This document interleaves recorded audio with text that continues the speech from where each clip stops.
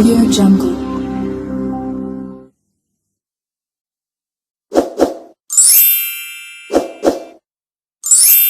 Bismillahirrahmanirrahim. Assalamualaikum warahmatullahi wabarakatuh. Waalaikumsalam warahmatullahi wabarakatuh. Salam sejahtera untuk kita semua. Salam, Om Swastiastu, salam kebajikan, nama budaya, Rahayu, Rahayu, Rahayu. Yang saya hormati Ketua DPD Golkar Kabupaten Cilacap beserta seluruh pengurus, Bapak Sekretaris, pengurus dan seluruh jajaran dari kepengurusan ataupun anggota ataupun kader dari DPD Kabupaten Cilacap. Yang saya hormati Bapak Kabako, para kasat dan seluruh yang hadir pada ruangan ini.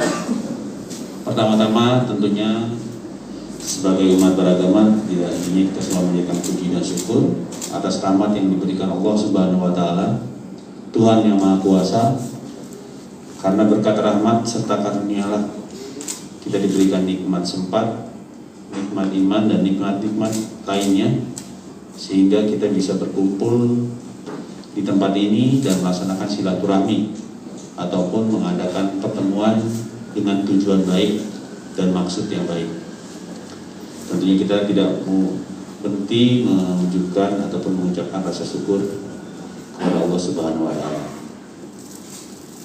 Bapak Ketua dan seluruh hadirin yang saya hormati, pada kesempatan ini seperti yang sudah diagendakan, kita melaksanakan kunjungan ke seluruh, saya sampaikan ini seluruh supaya tidak ada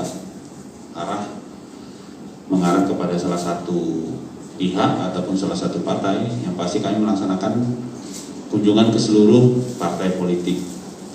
Pembagian jadwalnya saya sudah minta Pak Kasat Intel untuk membagi, bukan berdasarkan apa-apa, tidak ada berdasarkan kedekatan dan lain-lain, semua berdasarkan jadwal dari partai politik yang memang dihubungi oleh Bapak Kasat Intel.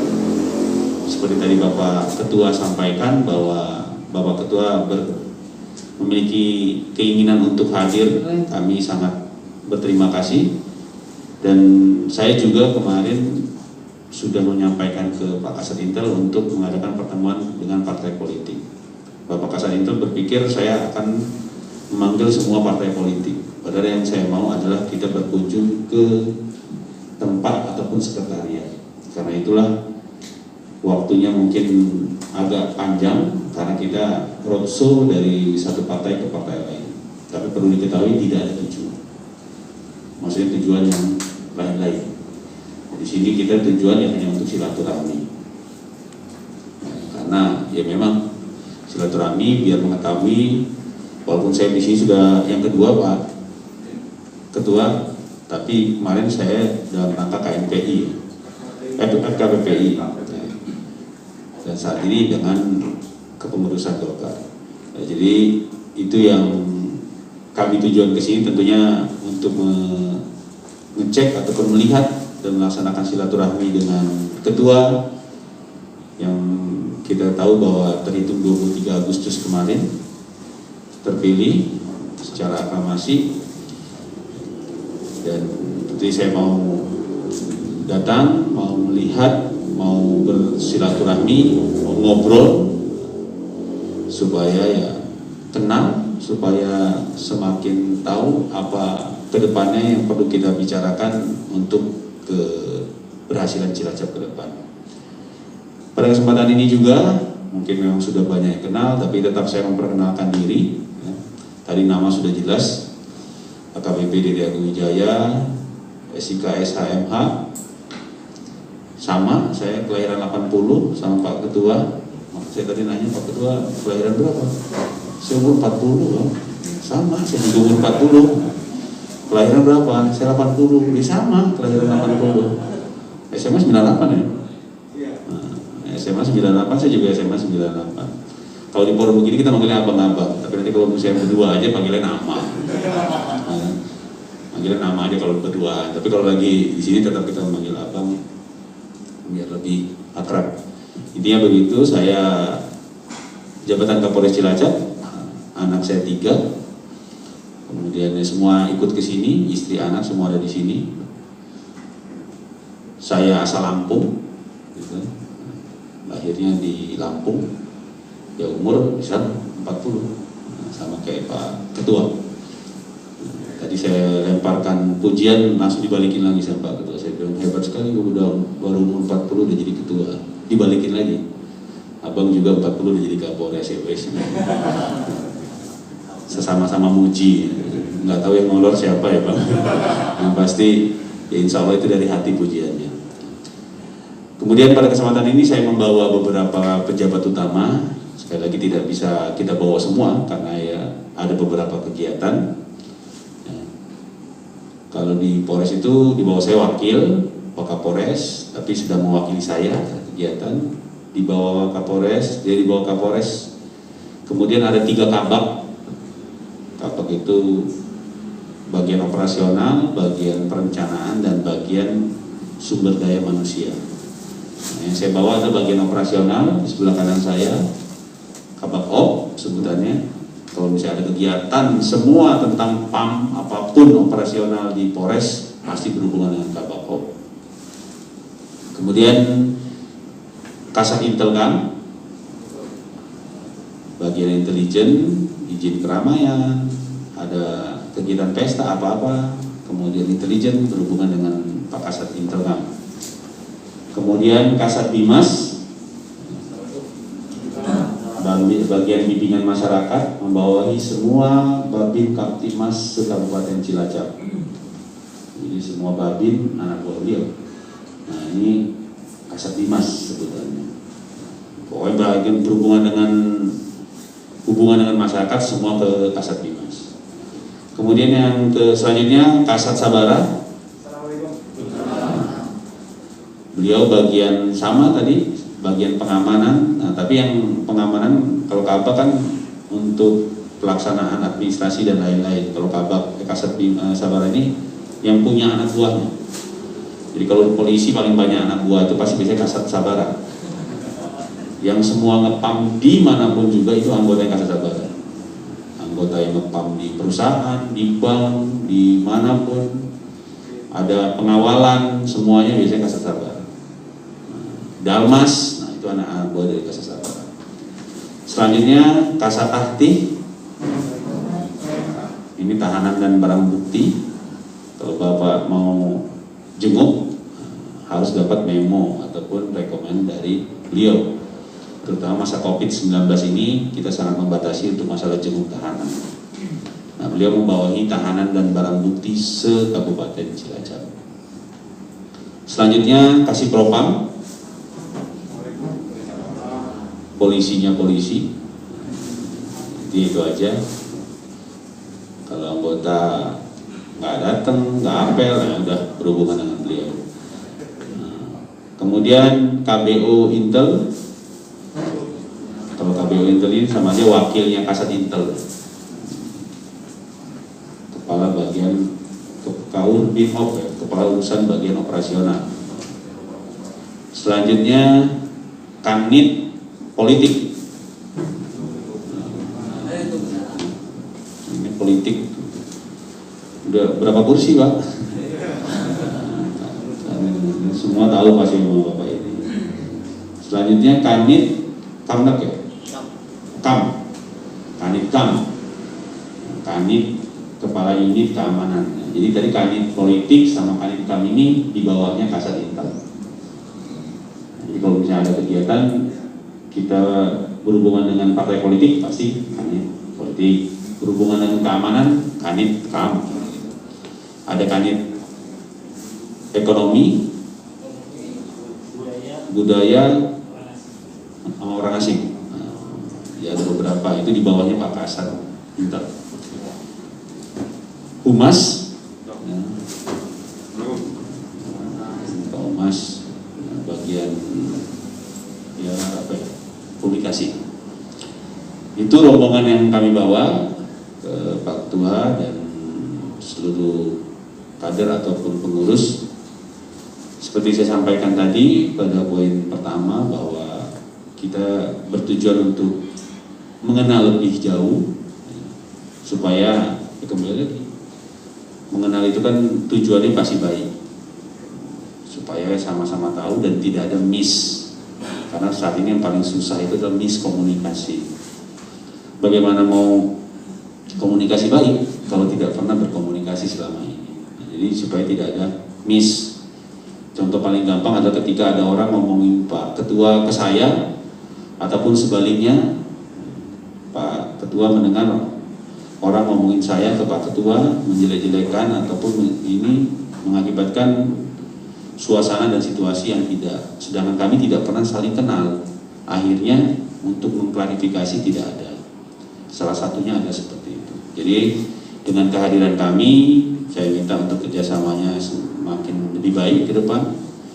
Bapak Ibu bisa melihat di depan ada para kasat untuk komunikasi-komunikasi ke depan, supaya tidak seseram yang dibayangkan. Semua itu bisa dikoordinasikan dan dibicarakan. Apapun ada kegiatan dan segala macam pasti akan bisa disampaikan bila komunikasinya berjalan baik. Nah, tentunya kami datang ke sini untuk menjalin itu semua dan menjalin kerjasama yang baik dengan seluruh. Sekali lagi, kenapa saya selalu bicara begitu, supaya tidak ada arah yang mengarahkan kita kepada salah satu partai. Tentunya kami perlakuan sama dengan seluruh partai politik yang ada di Kabupaten Cilacap. Kemudian pada kegiatan ini juga tadi Pak Ketua menyampaikan tentang COVID, betul Bapak Ketua, perlu saya sampaikan di sini, dan saya akan juga menyampaikan tentang situasi kondisi. Secara garis besar situasi kondisi Cilacap aman. COVID betul, kemarin kita sudah sempat menyentuh yang terpapar 3 orang, dan karena itu dilakukan tetap melaksanakan swab massal di beberapa tempat atau titik. Setelah dilakukan swab massal ternyata ada beberapa yang reaktif. Hal tersebut menjadi bahan evaluasi kami, karena kita termasuk dalam bagian Satgas gugus tugas COVID, menjadi evaluasi apakah penurunan ini karena memang tidak ada pengecekan atau masyarakat sudah sadar dan memang tidak ada yang terpapar. Karena itu dilakukan beberapa kali swab massal di beberapa tempat supaya kita betul-betul sadar. Kemarin ketika sedikit ternyata pas di swab ada banyak. Artinya memang selama ini bukan sedikit, karena memang belum dicek.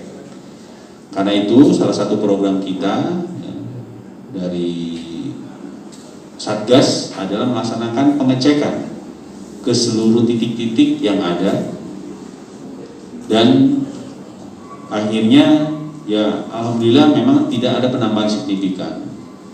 Kita saat ini nomor urut 28 dari 35. Jadi tidak dimasukkan 5 besar tertinggi. Tapi jangan menjadikan ini hal yang membanggakan. Kita tetap harus berpikir negatif ataupun waspada.